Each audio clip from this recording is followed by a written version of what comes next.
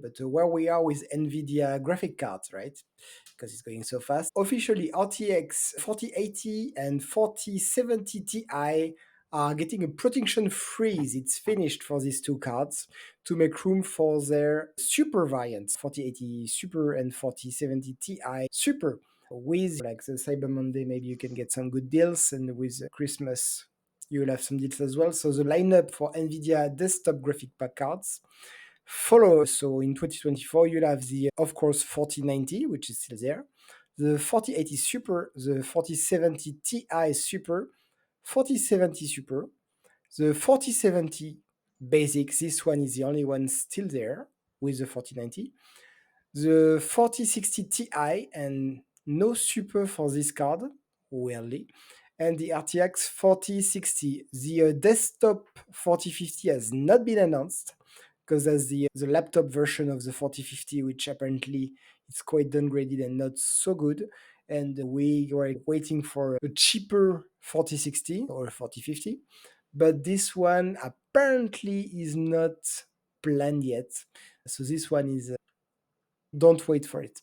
But yeah, if you're interested into the RTX lineup, apparently, so they say that the distribution of GPU for those models is now complete with for the third-party vendor, such as Asus, Gigabyte, TAC, and yeah, third-party vendors are already have the cards.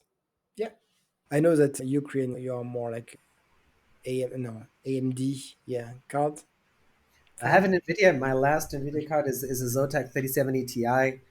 The Super Series is interesting. It's more meant for people who don't have, like maybe you have a 30 series and you're like, okay, what should I get next, right? Then you go for a Super. It makes sense, right? But if you have a 4070 and you're getting a 4070 Ti Super or 4080 and a Super, it's like a few FPS on average difference between like your original card and the super card. So it's definitely meant for a very specific segment of the gaming population. I'm definitely more of I would say more of an AMD person right now, just because AMD has their own little special technology, which is called RDNA, which works better with. So if you have an AMD card and an AMD motherboard and an AMD, of course you have to have an AMD motherboard and an AMD CPU, it gives you like an extra 10 to 12% performance boost as opposed to using an NVIDIA card with an AMD CPU. The only advantage NVIDIA has is ray tracing. So AMD cards suck at ray tracing. If you don't know what ray tracing is, it does the whole light reflection stuff. You'll see some videos. If that's cool and you like that, then go ahead.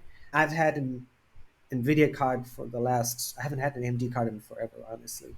And I've literally never turned on ray tracing in any game, even though my current GPU supports it, just because again, I think, and I could be wrong, this is one of those things where if you have limited gaming time, ray tracing is not going to be like, oh wow, amazing, yes, oh my god, you make my game look so beautiful. No, it doesn't matter. I'm playing for an hour. I want to shoot stuff, right? Yes, Super sounds cool. I can't believe they're doing it again. They did not do a 30 series for Supers. I don't know why they did a 40 series for Supers. The last Super series I remember was the 20 series, and it was interesting. It was also really confusing for regular, again, typical non-computer middle-aged gamers.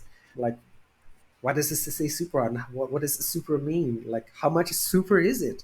I get questions from friends all the time. Oh, I'm building a PC and should I get a 4070 or 4070 super?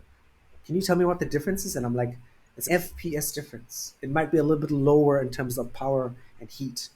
And like, say that again? So it's a weird marketing tactic, and it just seems like why don't you just release? I saw they were talking about the 5000 series. Why don't you just skip it and just go for the 5000 series next year? But yeah, interesting. For me, the super, I find it good for money saving because it's always, you have this 10, 20, 30, 40 series. The super is like a and a half, like a 10 and a half. That's your super. That allows you to wait for a while. Like my previous card was a 16 super. And with this, I had no problem passing the 20 and 30 series. Of course, my 1660S wasn't as powerful as the 30 series, but I could play almost all the game, not Cyberpunk, but all the game I could play in a medium graphic setting with my, and it goes well. So the super is a good. money saving if you take a couple of generation back, for me, I think. Or at least if you want to take a super, then you can easily wait for the 60 or even the 70 series in 2 or 3 years. Yeah, no, I can't disagree with that. Yeah. That's just how I liked my previous card.